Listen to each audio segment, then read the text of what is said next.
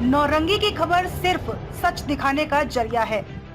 29 जून है और दिन शनिवार का है, गर्मी का मौसम है। खबर आईपीएस महकमे से है।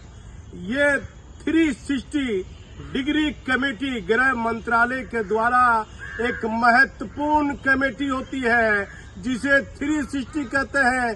360 डिग्री कमेटी के मनोनयन के बाद आईएएस और आईपीएस पदाधिकारी को नॉमिनेट किया जाता है, जिसे हिंदी में मनोनयन कहते हैं। बिहार में 2 आईपीएस पदाधिकारी को 93 बैच के 2 आईपीएस को डीजी रैंक में प्रमोशन दिया गया है। अरविंद कुमार जो लंबे समय से केंद्रीय प्रतिनियुक्ति पर तैनात है, बताया जाता है आईबी में, अन्य बड़ी जांच एजेंसी में तैनात है, उनको डीजी रैंक में मनोनयन उनका हो गया है। और बिहार से भागलपुर जिले के हैं, नवगछिया पुलिस जिला के सुनील कुमार झा, उनका भी मनोनयन केंद्रीय प्रतिनियुक्ति में डीजी रैंक में हो गया है, जिसे इंग्लिश में नॉमिनेट कहते हैं।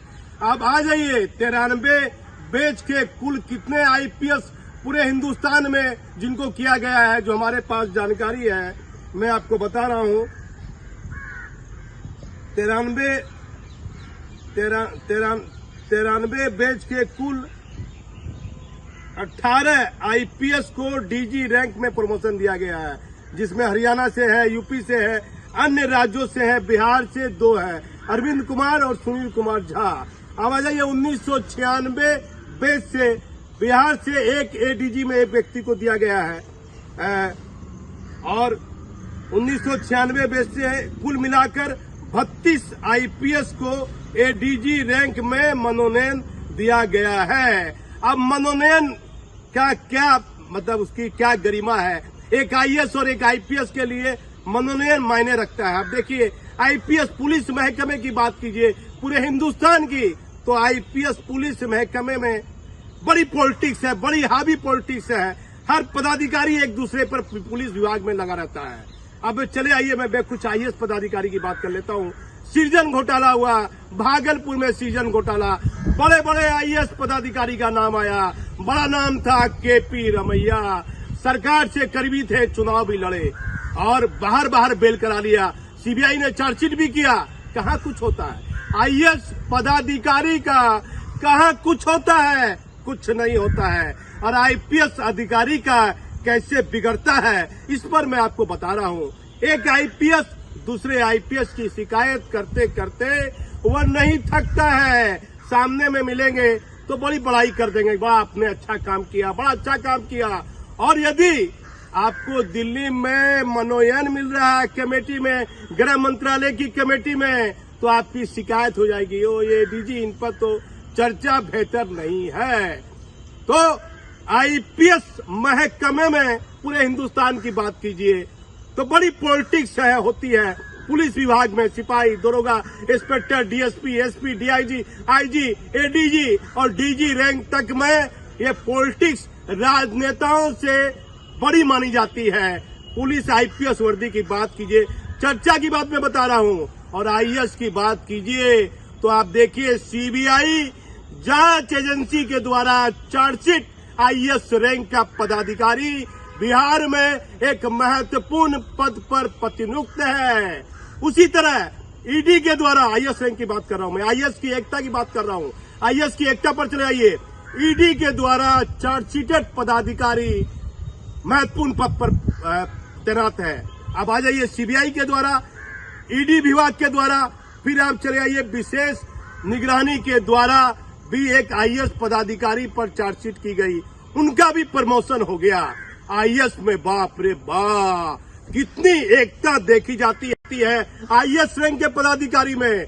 लेकिन आईपीएस महकमे में आप चले आइए, 1996 बैच में बिहार में मात्र एक एडीजी को नॉमिनेट किया गया है, मनोनयन किया गया है। और डीजी रैंक की बात कीजिए तो भिगु निवासन साहब भी है 92 बैच के, उनको कभी डीजी में प्रमोशन मिल गया, लेकिन अभी तक सिविल डिफेंस में डीजी का पद खाली है। पता नहीं राज्य सरकार ने भिग्यू निवासन साहब को डीजी के पद पर उनको तैनात क्यों नहीं किया गया है। कई महीने हो गए हैं निवासन साहब को। अब आ जाइए भट्टी साहब की बात करता हूँ। ये केंद्रीय प्रतिनियुक्ति पर थे और एडीजी में ही इनका मनोनयन था, लेकिन जब ये बिहार में डीजीपी हो गए राजविंदर सिंह भट्टी साहब, तो डीजीपी साहब का भी मनोनयन डीजी रैंक में हो गया। अब कोई भी आईएएस आईपीएस पदाधिकारी जिनका मनोनयन केंद्र प्रतिनियुक्ति में हो गया है, तो देश के हिंदुस्तान के किसी भी कोने में उनकी पोस्टिंग हो सकती है। देश राज्य के किसी भी कोने में, किसी भी राज्य में। और यदि जिस राज्य के आप आईपीएस पदाधिकारी है, आईएएस अधिकारी है, अब नहीं तो वहीं आपकी पोस्टिंग होगी। और यदि केंद्र में आपका मनोनयन हो गया है पद के अनुसार, तो उसी पद के अनुसार, जैसे अब एडीजी में एक पदाधिकारी हुआ है, अब जैसे सुनील कुमार झा जैसे सीआईएसएफ की डीजी है नीना सिंह, वो रिटायर कर रही है। सुनील झा का मन होगा कि सीआईएसएफ में जाना है और डीजी रैंक में कहीं केंद्र प्रतिनियुक्ति पर जाना है, तो वह जा सकते हैं, सुनील झा जा सकते हैं। और डीजी भट्टी साहब है, उनका हो गया डीजी रैंक में, तो भट्टी साहब भी कहीं जा सकते हैं। यदि आपका केंद्र में प्रमोशन मनोनयन नहीं हुआ है, नॉमिनेट आप नहीं हुए हैं, तो आप अपने राज्य में ही रह सकते हैं। कई बड़े बड़े आईपीएस पदाधिकारी हैं बिहार में जिनका मनोनयन डीजी में नहीं हुआ है और बिहार में वो डीजी के महत्वपूर्ण पद पर है। तो ये राज्य सरकार को देखना होता है। राज्य सरकार को अब देखना है कि सुनील झा साहब की पोस्टिंग कहाँ करनी है।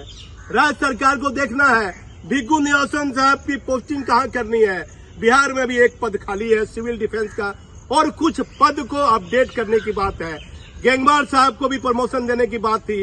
गैंगवार साहब भी 93 बैच के हैं, लेकिन गैंगवार साहब को अभी तक नॉमिनेट मनोनयन केंद्र में अभी तक नहीं हुआ है। लेकिन बिहार में क्या उनको डीजी रैंक में कब प्रमोशन मिलता है, इनके लिए लेटर भी जा चुका है।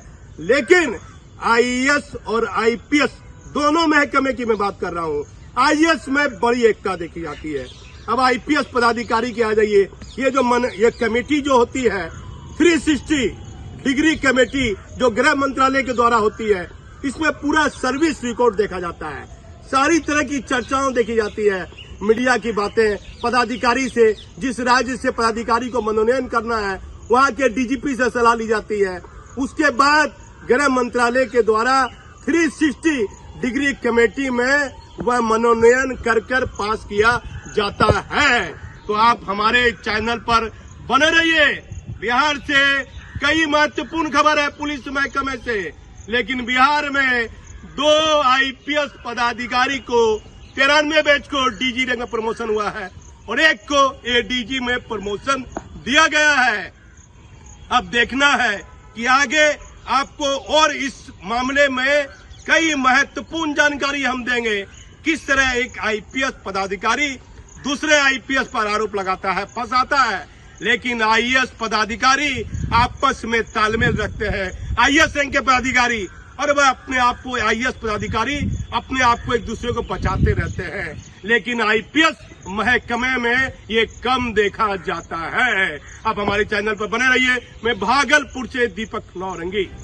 बिहार की सबसे ताजा और अपडेट खबर। बिहार के डीजीपी राजविंदर सिंह भट्टी साहब ने आज बेगूसराय रेंज के सभी पदाधिकारी के साथ की अहम बैठक। सूत्रों के अनुसार मिली जानकारी के अनुसार जल्द ही डीजीपी साहब भागलपुर रेंज में भी पदाधिकारी के साथ समीक्षा बैठक करेंगे। दूसरी खबर यह है कि बिहार में कई आईपीएस पदाधिकारी को नॉमिनेट किया गया है, जिसे हिंदी में मनोनयन कहते हैं। हिंदुस्तान के हर राज्य में पुलिस महकमे पर्दे के पीछे हमेशा अंदरूनी राजनीतिक होती है। जिस किसी न किसी पुलिस पदाधिकारी को कार्य करने में काफी तनाव का सामना करना पड़ता है। पुलिस विभाग में आपसी तालमेल यदि बेहतर हो जाए तो किसी भी राज्य में विधि व्यवस्था की स्थिति खराब होने की संभावना कम रहेगी, लेकिन ऐसा पराया कम देखा जाता है। पुलिस में हमेशा तालमेल में आपसी आवाज की कमी रहती है, जिसका भी जीता जागता उदाहरण है। बिहार में पुलिस मुख्यालय में बड़े बड़े पदाधिकारी के बीच आपसी गुटबाजी की काफी चर्चा होती रहती है, जिसका सीधा फायदा राजनीतिक नेताओं को होता है, जिसका सीधा फायदा